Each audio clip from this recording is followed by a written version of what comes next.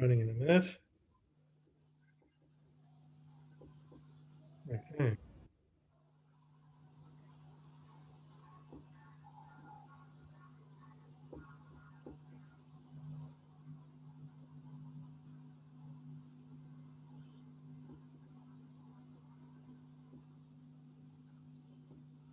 Okay, we are back live, and a warm welcome to everybody. It's wonderful to see you all, and hope you had those of you in Melbourne, hope you had a nice restful day. Sun was shining, and it's interesting. I was just saying to Anthony, who I'll introduce in a moment. I think it's our first event here at South Caulfield Shul since we've been open for lockdown. So it's very exciting that we were able to get out in real life, but to be back on Zoom to hear from another incredible speaker. And thank you to Beit HaLochem, ZDVO, and of course to Zionist Victoria for joining me tonight in this wonderful event. And really, it's a big honor for all of us who have been able to join you tonight, because we're about to hear from a very inspirational and encouraging speaker. But to get the proceedings underway, I'm going to first turn to Anthony Gaffin, who is on the board of the ZDVO here in Melbourne, of Beit HaLochem, to tell us a little bit about the work that Beit HaLochem does. And then we're going to see a short video about the incredible work. And then we'll then introduce our guest speaker for tonight, who will, as I said, Bezrat Hashem, inspire us and give us some koach and inspiration going forward as we get into the rest of the year. So Anthony, thank you for joining us. Anthony Gaffin, it's wonderful to have you here with us as well. Thanks, Rabbi. So there's an idea that you've never lived until you've almost died. And for those that have had to fight for it, life has a special flavor that the protected will never know. But in that fight, for both victims of terror attacks and military personnel, that flavor I've spoken of includes a lifetime of changed living conditions and conditions of living. Emotional and physical trauma that dictates how they exercise, how they express creativity, and how they deal with the hurdles of everyday living. The facilities at Beit HaLochem centers are set up specifically to make that possible, to make the seemingly impossible achievable. In a moment, you're going to see these on the video. And while you're watching, I'd like you to keep in mind that the state support, while significant, is actually inadequate for what we set as community standards. That's why our Australian chapter of ZDVO exists, to rally community support and funds, and to give the options, space, and facilities to the protectors of our nation. Now, here in Australia, we're a tax-deductible charity, which you can access. You got a pen, everybody? Write this down, www.zdvo.com. Tax-deductible charity. Now, while you listen to Uri tell your story, consider also your reaction to your recent lockdown, especially if you live in Melbourne. Did you get to exercise the way you normally do? Did you have the social connection you were accustomed to? Especially for the older disabled veterans, consistent and frequent access to purpose-built gyms and pools is the only way that they can maintain mobility, muscle tone, and mix in a familiar environment of peers. Lockdown conditions emphasized the contrast of the life of a disabled veteran to those who are not. It's the contrast that makes the picture. So I hope that this picture motivates you to support our organization, because there are 50,000 members of ZDVO Beit HaLochem who rely on it. Rabbi Reben, the mic is back to you. Thank you very much, Anthony, and to you and all the other members of ZDVO who try your best to help the incredible work that they do in Israel. And we're not going to show the whole video. It's a 5-minute video, but we want to show a little bit of the video, which really just gives you a bit of more insight as to the incredible work that this organization does. And I can see your backdrop, Anthony, I think also is, gives us a bit of a hint as to what happens through that organization. So I'm just going to share my screen. Well, yes. In fact, I'll just explain. It is a wheelchair. It's a race. And it's a race that enables people to compete, to exercise, to get out and do what they want to do. Okay, I just want to make sure. Can everybody see my my screen? Anthony, can you see the video or not? Yes, I can see the screen. It's not running yet, but I can see it. Okay, good. All right, so we're just going to play this short video before we move on to hearing from Uri.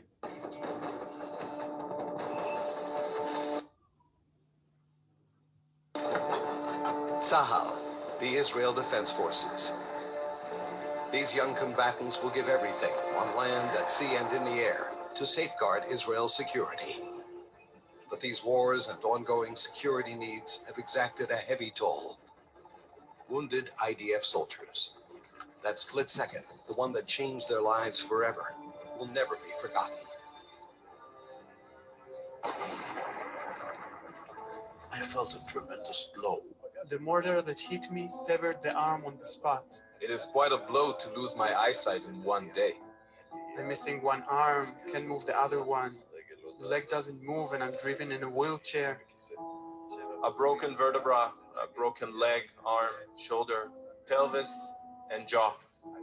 I wake up and can't feel my lower body. I saw a lot of stuff.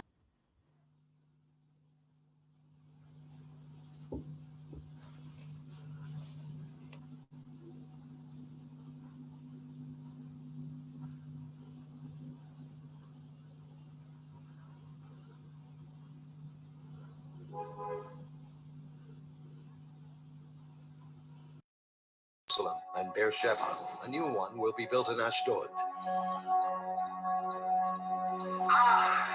These faces, the rehabilitation. What a long personal struggle awaits these fighters. The battle for life. It's a long road.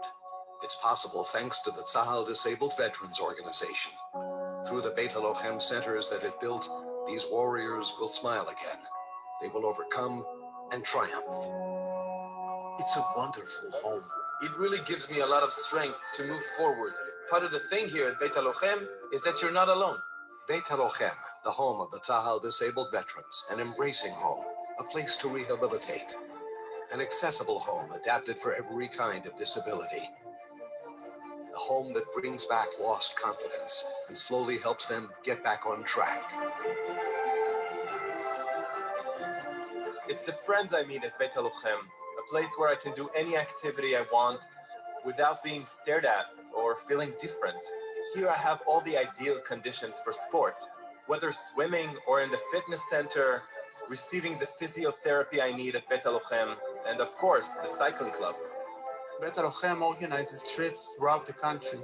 There's a young members club, lots of parties, a lot of activities, cycling 15 kilometers. With one arm, that's not easy. There's no self-pity. You can be yourself, and it's wonderful. Beit HaLochem is a house filled with activities and joie de vivre.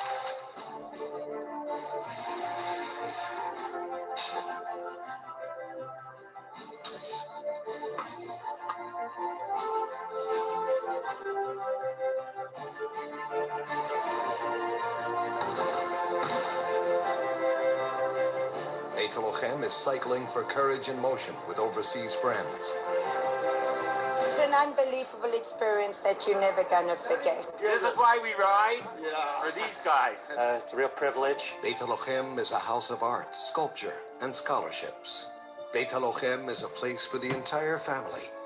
It trains disabled athletes who bring pride to the entire Jewish people. The same iron will to persevere in training is worth gold. Because Beit HaLochem is us. It's the heartfelt contribution of an entire nation of supporters and partners the world over, the friends of Beit HaLochem. Beit HaLochem of the Tzahal Disabled Veterans Organization, with 51,000 members.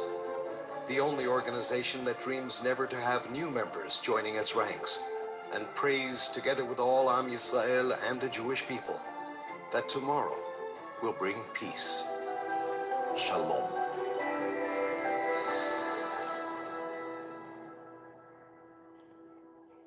Amen, amen. Beautiful. Wow. What a movie. What a video. And on that note, I think we're all grateful and honored that you, Uri, are joining us all the way from Yerushalayim. You said you're in Yerushalayim at the moment? I'm at Yerushalayim.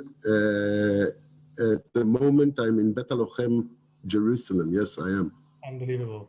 So we are all grateful that you've given us of your time. I know that you were very willing to be able to join us and join your friends at ZDVO here in Melbourne, and of course, everyone else who's joined us tonight. And I'm not going to run through your story because I think we'd like to hear, it directly from you. And of course, what we're going to be doing tonight is Uri will tell us some of the events that occurred in his life, and then if anyone has any questions, he's happy for me to facilitate those questions after his talk, and we'll have a bit of discussion as well. So if you do have any questions based on what Uri's saying, please put them in the chat. You can send it to me privately if you want, and then I'll put it to Uri as we go through it. So Uri, once again, kol hakavod, thank you so much for your time, and we appreciate you joining us tonight here in Melbourne. Thank you. Thank you. Toda lachem. Thank you for your time. And I will, because of the time schedule that we have very short, I'll start right away with my story, which goes all the way back to 1973, when I was in a paratroopers demolition unit. And I volunteered about 24 hours before the war broke out to a mission at the Suez Canal. And I reached the most southern Israeli outpost along the Suez Canal, right opposite the city of Suez. It was Friday morning that I reached the Israeli stronghold, which was called the Mezach, or in English it will be the pier. We were 17 soldiers altogether, and on Shabbat, Yom Kippur, at about 5 minutes before 2 o'clock at noontime, the war broke out. Actually, we fought for 8 days and nights. We were the last Israeli stronghold along the Suez Canal that was left after the first or the second day that the whole line crossed, was in fact captured by the Egyptian military. We kept on fighting for 8 days and nights. I got wounded 3 times during that week. The Israeli army tried to reach us, bringing us support with no success. And finally, at the 8th day, we got a command to surrender to the Egyptians due to the fact that there was no possibility to rescue us nor to bring us any supply, which we did.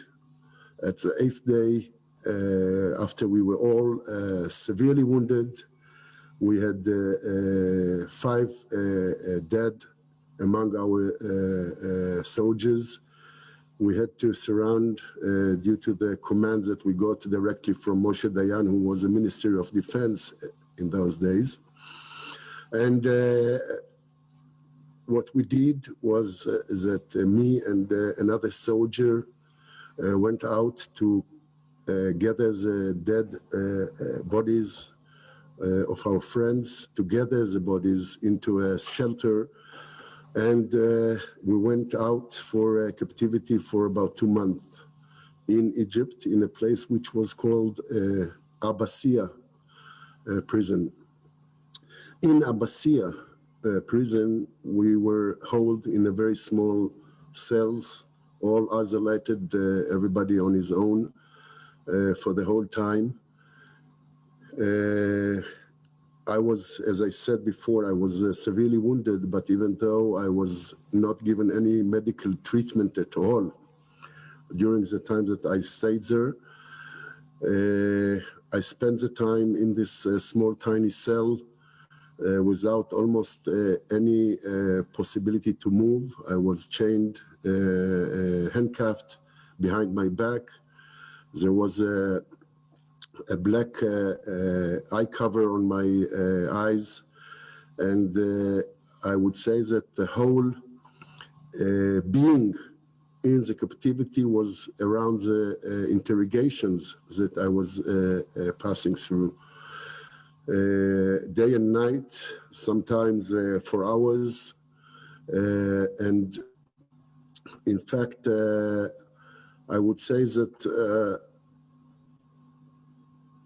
not the tortures nor the injuries that I suffered during fighting were affecting me as much as the fact that in the last moments, just before we crossed from our stronghold, just before we crossed the Suez Canal, I was called up by an Egyptian general to take down the Israeli flag from our post, to give it to him and to raise up the Egyptian army flag on top of our stronghold. And I would say that this was the most, for me, harmful things that I passed during the war. Feeling that I'm betraying the Israeli army, the nation, the family, the friends, much more than everything else that I passed during the war itself or during the captivity. After about 2 months, I was released, and I had to pass through medical procedures for a while, and feeling the fact that the memory of down-raising the Israeli flag and upraising the Egyptian flag, I felt that I have some things that I missed while fighting, and I joined the Israeli security forces for about 25 years.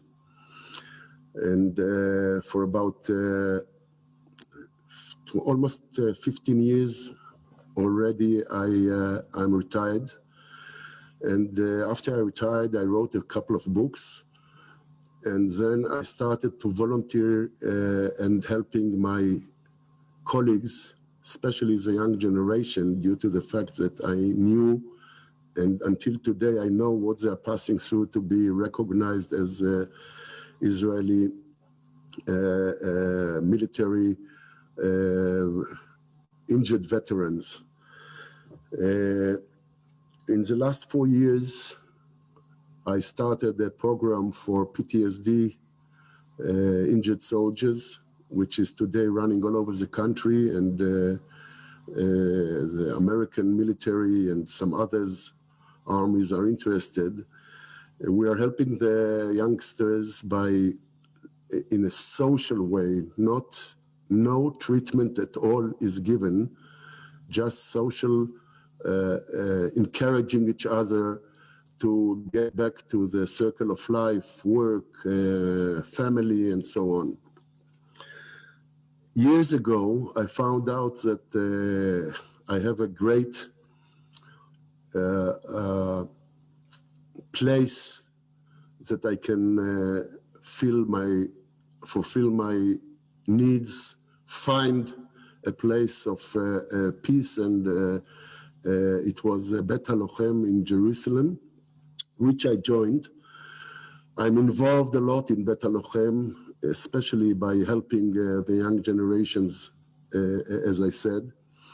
And I think that me and my friends, we found a second home for us years ago until today, to be able to join all kinds of activities, from sports, art and craft, and so on. And I think that this is one of the reasons that I agreed to give you this talk,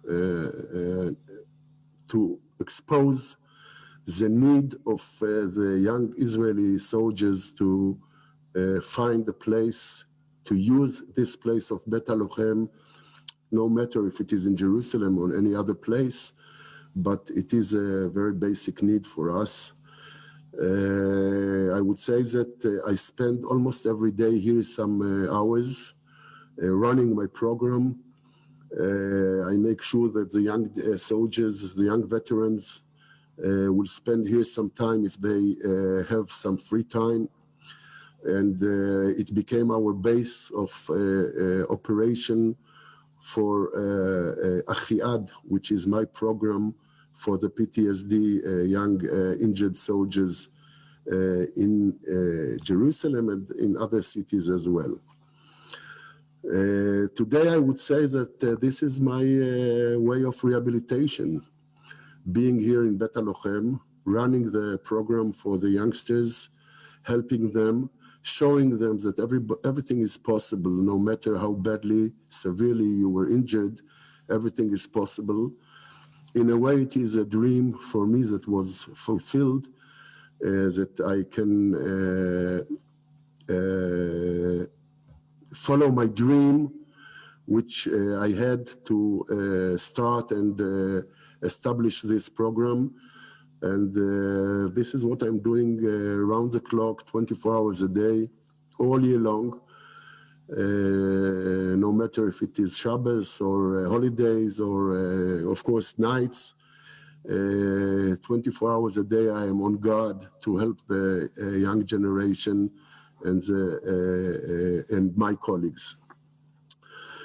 I would love to answer if you have any questions. Sure.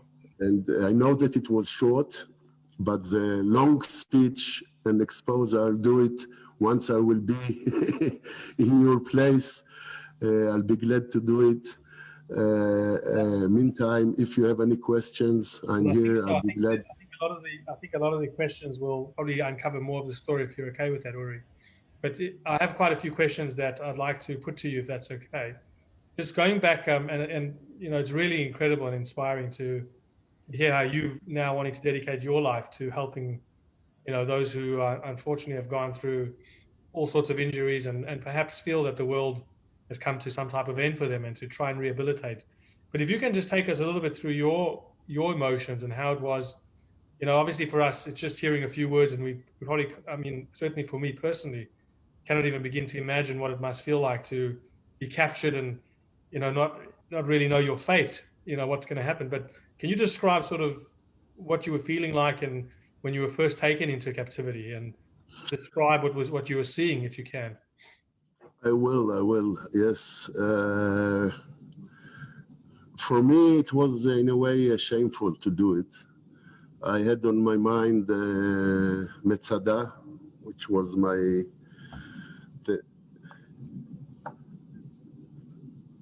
thoughts were all about Ptsd at the time, at those moments. And I refused to give up to the Egyptians.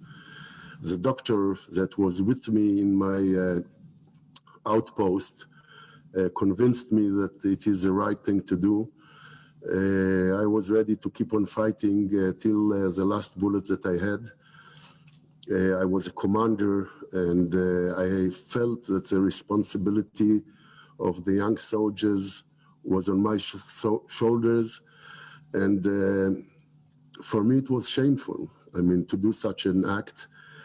I must say that I was young in those days, because the fact that I'm sitting here right with you at this moment, with the ability to tell you the story, shows that probably I was not thinking the right way. But you know, once in a battlefield, you don't think that much. I mean, you are operating automatically, using all the years that were in training. I was in training, and I didn't have a moment to sit down and think about the coincidence of what this kind of deed will take me to, or another one. I was just acting, trying to in a way to make sure that the soldiers with me, under my responsibility, will be as possible as it is to will be safe and will. I felt a responsibility to the families, I must say. I felt a responsibility. I had on mind the mothers that I must bring back home the youngsters safe and as possible as healthy as well. Right. And I would say that until today, I would say that part of my PTSD is the fact that I lost soldiers in the battlefield. It's hard, it's not easy. I mean, it's heavy, everything that is on my soldiers, on my shoulders until today. So you felt that they were yours, they were like your children. Much more, yes. Unbelievable. Absolutely. So some people are sending me private messages just asking about and again, if you don't feel comfortable going into detail, but a lot of people are sort of just curious about what it was like on a day-to-day basis being in captivity. And obviously it wasn't like an Australian prison where they're taking care of your needs. I'm assuming it. No, not at all. Not at all. It was hard. No food, almost no sleep, no water. I mean, just to give you an idea, just the fact that for a month month after month you don't change your clothing, you don't bath, no water to drink almost at all, hunger, terrible hunger, which brings a pain. And of course, on top of all of it, being tortured day and night, it wasn't easy. It wasn't easy, but still, I would say that I'm carrying on my shoulders other things, but the fact that I was injured and, as I said, tortured during the captivity time. I think that the physical pain, after a time, once it doesn't hurt as much as it was, you forget about it. You forget about the physical injuries. You forget about the tortures. You can't forget about things that damaged the brain and caused PTSD. This is something that it is impossible to control. And sometimes it is, I don't have nightmares, but I do have sometimes thoughts. I remember things every once in a time that things that are not, I think that youngsters, 18, 19, 20, 24, 1 years old, shouldn't be experiencing. It's against human nature. And these things do harm the kufsa, the brain, in the long run. So how did you, are there any, I mean, I don't know if you can recall back then, but any strategies that you may have used, whether it had been naturally or, that you employed to try and get through that? Listen, I'm busy 24 hours a day. I mean, I hardly sleep, really. I hardly sleep because of the injury. Yeah. I make sure that I will be busy as possible as I can. And as I said, my rehabilitation is the fact that I'm busy by knowing that I'm helping others. In a way, I would say I thought about it in the last couple of weeks during the Corona times that we have, the COVID-19 times that we are here. I never stopped my program. The soldiers that are with me are demanding that we will have some activities during the time, even though the COVID-19 time. And in a way, I feel that it's hard what I'm going to say. I feel that I'm still carrying wounded soldiers in a battlefield, even today, even though it is 47 years, it happened 47 years ago. Wow. And I can't stop. I mean, I can't stop. I can't let them. I'm looking for somebody that will help me, but I don't trust anybody. They know it. This is my rehabilitation in a way. This is a way that I found that helps me to cope during the days and night. When you were there in the actual time, I mean, was there anything you did to try and get through it? Is there anything that helped you get through when you were actually captured? I kept my mind busy all the time. I was making sure that even though I was severely wounded, as possible as I could, I made sure that I will be busy. I had a daily program that I forced myself, even though I couldn't stand up on my legs, I forced myself to do daily activities to make sure that I will keep myself insane, and this way I managed to pass through that time. Wow. I mean, it was kind of a thing that I forced myself day and night to make sure that I will have a program every day, every night to do. Sometimes it was stupid things, you know. For instance, to catch flies, and if I could, to catch flies and rip their wings and keep them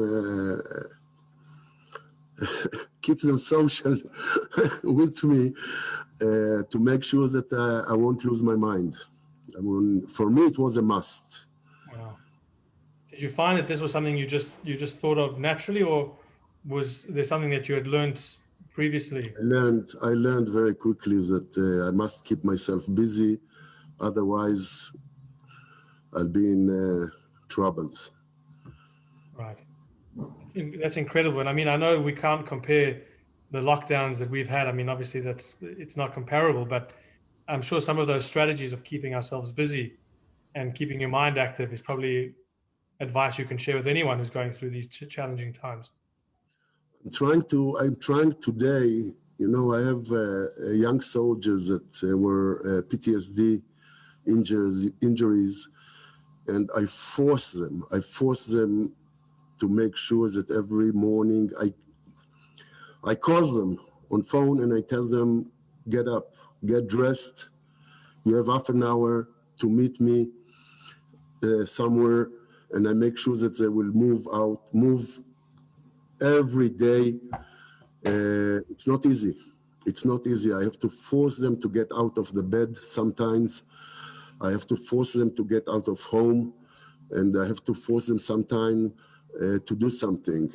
We, in Jerusalem, we have a kind of I don't know how you call it, a tea house, a kitchen that we adopted here in Jerusalem, and I make them all get there every morning and volunteer, cook for needy people, and they manage to cook every week thousands of meals, and then they go around Jerusalem and bring needies home to their homes, warm meals every day. Every day they do it. I don't let them skip. You keep that activity going. That keeps them. I must. Not for you. I must for them, and otherwise I get lost, and it's not good. Right, Uri. Someone's asked an interesting question. How many other soldiers were with you when you got captured? Were there others who were also with you and that you left together when you were released?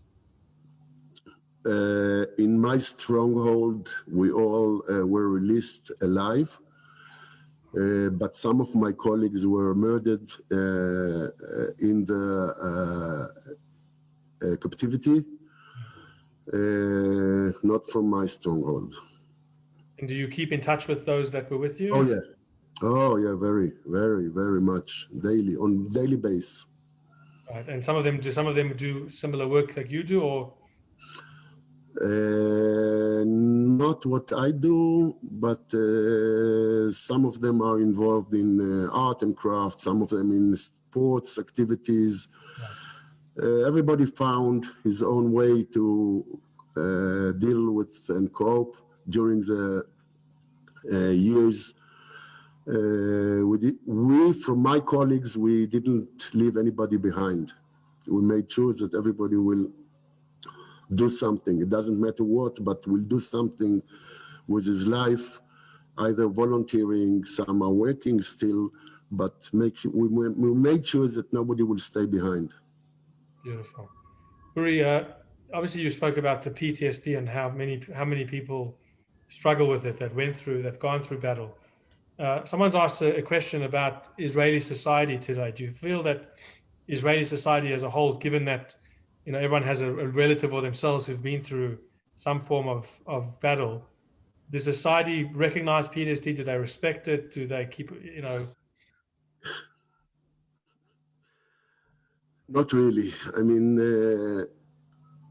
once you have a physical injury as well as PTSD, so you get through it. But if somebody has only PTSD injury, it's very hard. We call it the transparent injury. It's a daily struggle. It's a daily struggle. We're trying to change it right now in the Knesset, among the Israeli society, to make sure that people will accept the PTSD injury the same as a physical injury, even though the PTSD injury is not seen at all. I'm working at the moment in the Knesset with some members, some friends of mine. It's funny because we found among the Knesset members an Israeli paratroopers commander who is an MP,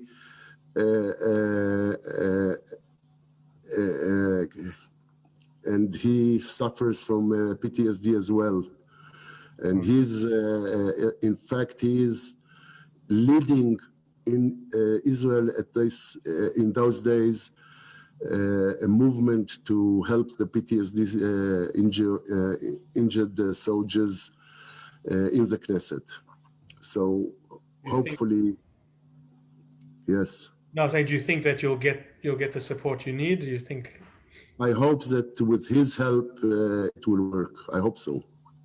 What do you think makes the society a bit reluctant to recognize or to support those types of things?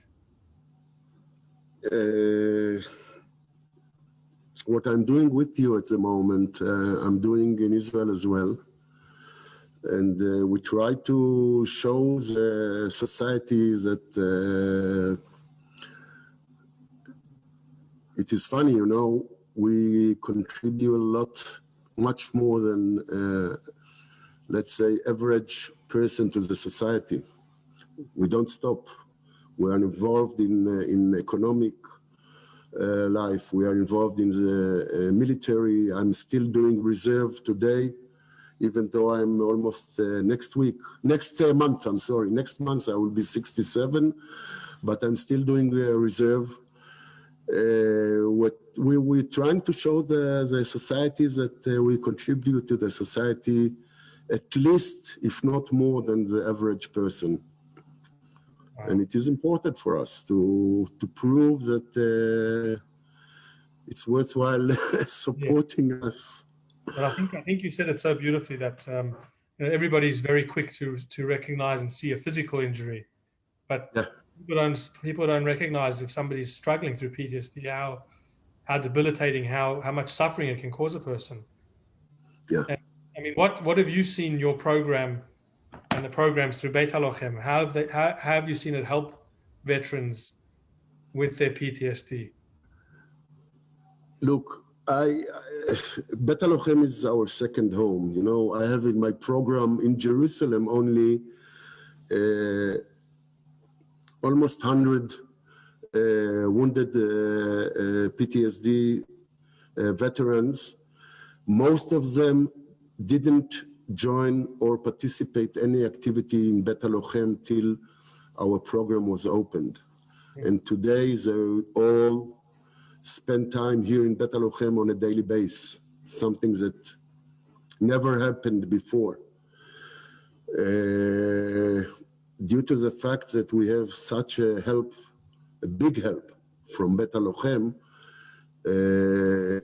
people join my program, which is not my personal today. It is it belongs to Beit HaLochem organization, but they join it, and they join it with a great joy because they know that it will help them.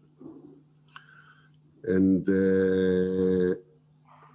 I mean, we meet on a daily basis here in Beit HaLochem, and it is something that never happened before. Yeah. And this is the importance of what we're doing. So do you think the program, obviously it's incredible to see what you guys are doing, but do you think, and I don't know if it's happening already, but do you have any influence as to what happens when people are enrolled in the army? So when they're going through their 3 years or whatever, do they talk about? We became an address for soldiers that are still serving, and for the youngers that are released from the service after they completed their service. We are their address, and they know that they can 24 hours a day get in touch with us and get help from us in any needs that they need. Beautiful. Uri, a tough question that someone's put to me. You know, there's, you know, Viktor Frankl, you know, he writes about, you know, one of the way he survived was to continue to, you know, through the Holocaust was to have meaning, you know, that he had, you know, and you've spoken about your survival was really just keeping yourself busy. But was there anything that you wanted to, that you thought about through those 2 months that I want to leave and do the following or see the following? What was driving you through those 2 months to wanting to survive?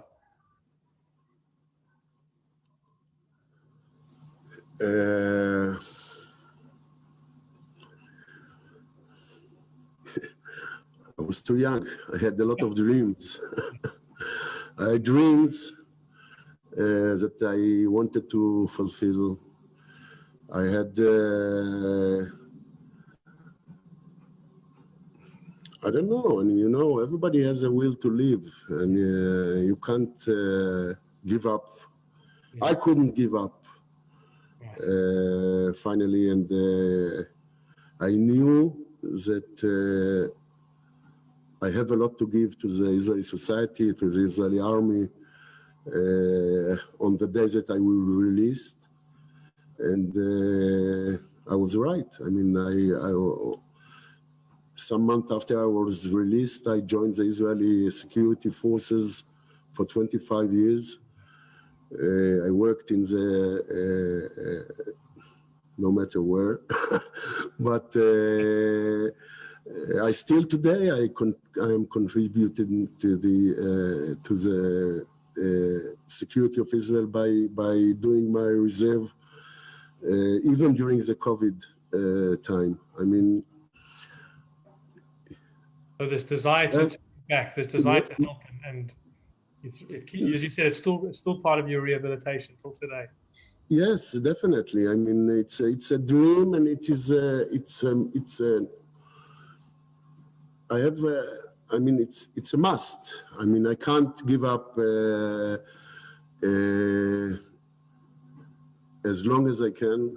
I'll do it. I mean, beautiful. And as much as I can. Absolutely. I think it's an ongoing, and I think that's very important that you say that, because I think a lot of people think PTSD is just something that maybe can get cured in a week or a month. It's an ongoing. Never. never. It's an injury that will stay forever. I mean, it can't be cured. Just an interesting one here. Do you sort of take a look what other countries are doing, like the United States, or are you guys more advanced in terms of how you're looking after your veterans? Who do you think is doing the best work in this area at this time?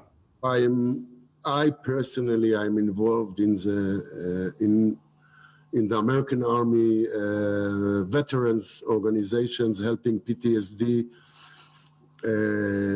injured soldiers, as well as with some countries in Europe. I'm advising some governments in Europe as well. Nobody knows to do what we are doing. Nobody knows. Nobody can do what we are doing. I'll give you one example. We tried to open a hotline in the United States for PTSD veteran soldiers. And after some month, it was closed. I mean, they couldn't operate it. I think that rehabilitation in Israel is #1 around the world, in generally, and especially in PTSD. Yeah. I have no doubts about it. And there's still a lot of work to be done to improve. Always. Yeah. Always. So at Beit HaLochem, is a lot of it is the social aspect, which really helps people feel connected and you feel that you're sharing the burden with others. But how much work is there with psychologists and mental health workers? How much does that play a role in the work of PTSD? Okay, look,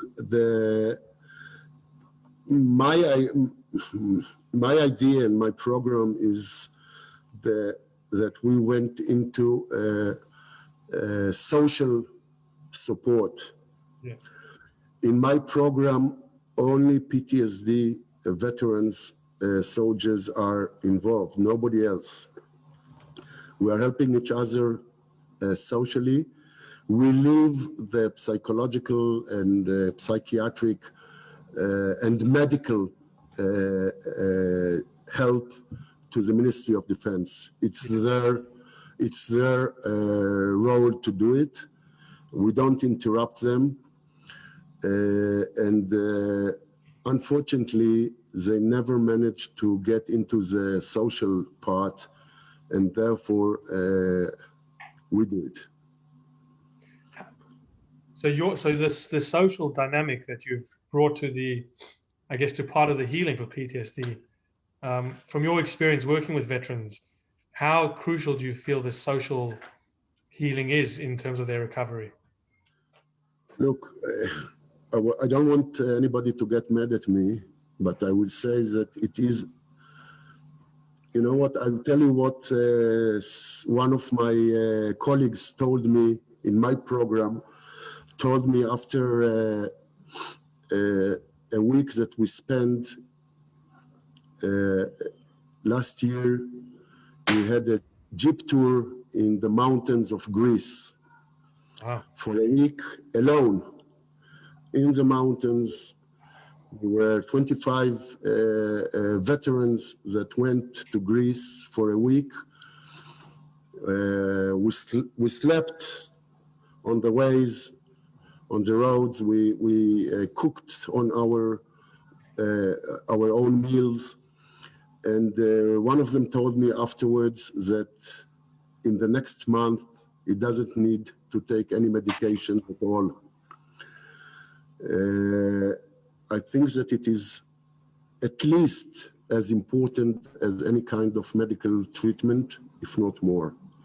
I wouldn't say more, because then I will get some problems with my colleagues in Hadassah Hospital or in the Ministry of Defense Rehabilitation Center. But I will say definitely that it is at least as important as medical treatment. Yeah, and why do you think that is? Do you think it's sharing the experience with others who really can understand where you're coming from? Not only, yes, but not only, because I think that it gives somebody meaning in life by the fact that he can help somebody else. And I teach them that no matter what is their own situation and their own feeling in this specific day, they can always help somebody else, always. It can be by, as I said before, it can be by cooking a meal.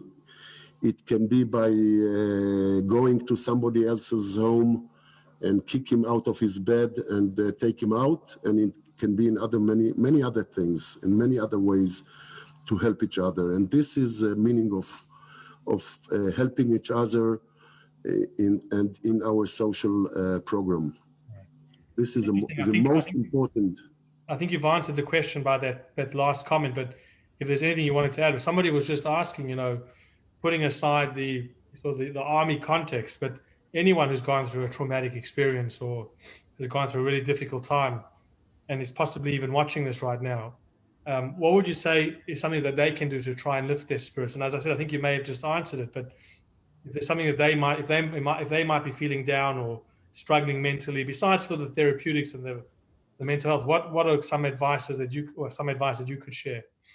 Look, first of all, anybody knows Tracy Alexander? Yes. Anyhow, I had an interview with Tracy during the COVID time about 2 months ago, and I said that the most important thing, first of all, personally, is to have a daily program. I mean,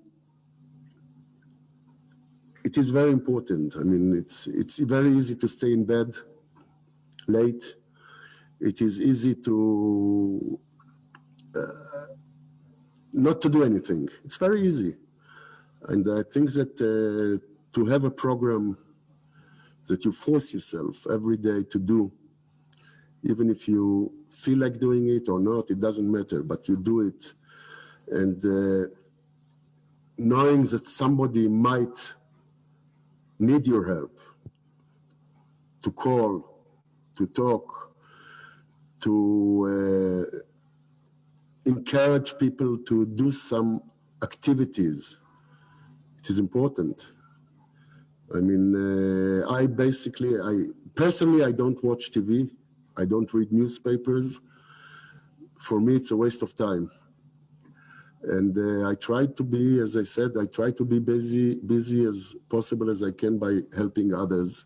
And I think that this is the message to make sure that, first of all, you personally do something with yourself, and then to make sure that somebody close to you, if needed, you encourage to do some activities. Unbelievable. So I think the message is quite loud and clear that helping another person is such a healing aspect of life that can really give you that sense of meaning and feeling that you're accomplishing in your life, and that can hopefully start that process of healing, you know, in addition to the actual psychological help that someone might require. Uri, of course, this event tonight, Zed Dieva, and as you said, Bet Lachem, you're sitting in Bet Lachem Yerushalayim, and we'd encourage anybody who wants to give tzedakah, to give help, to contribute to Beit Halochem, because I think it's such a, and you can see just from hearing from Uri's work how much it actually changes lives. But in addition to giving money, which I hope we can all, you know, give somewhat, you know, to it with our own specific abilities. But is there anything we can do in Australia, whether it be a friendship or, you know, sending a message or something that we can do to help? Always. Stay behind us. Okay. This is the important thing. Stay behind us. If I'm volunteering, I love it. I will keep on doing it. If anybody wants later on to be in touch, the Rebbe will give you the ways to get in touch with me. If anybody reads Hebrew, I'll be glad to ship to send my book. I have quite a few. One of them is about the captivity and the war. And I'll be glad to stay in touch with you and to host you in Israel, in Bet Halochem, and show you on your next visit, to show you what we're doing here in Bet Halochem with physical injured soldiers, as well as with PTSD injured soldiers. This is my next dream. And I see Evie from the Sydney office has said you can contact her as well to connect you with Uri and with others. And Anthony's also mentioned if you are, Bezrat Hashem, and we can travel to Israel again, that they can set you up to come and have a visit to the Bet Halochem. So incredible work that you guys do. Anytime you can give them, if anybody wants, you can give them my email, my WhatsApp number. I'm available 24 hours a day. It's easy with you, you know. Yeah, you've been amazing. Thank you. I mean, thank you for you. As I said, thank you for connecting with us. And I just want to hand over to Charlene. So one of our other partners tonight was another incredible organization, which also has their hearts in Israel, the Zionism Victoria. So I think Charlene is having a little bit of issues. So I think she's on now. She just wanted to give a vote of thanks from Zionism Victoria to you for tonight's talk. And then we'll conclude the evening by unmuting everybody. Everybody can just say Toda Rabah to you. And again, from me personally, thank you. You've been, even from the first moment we made contact, you've just been so easy to deal with and so willing to give of your time and to inspire us. And certainly given me so much food for thought tonight. So thank you, Uri, and I'll hand over to Charlene. Thank you. Shalom, Uri. I want to do, really, on behalf of Zionism Victoria, I really want to give you a very heartfelt thanks for your incredible delivery on a topic that is just, for me, in a personal capacity, is very touching, because my son is a Chayal Boded, and I am very familiar with the story.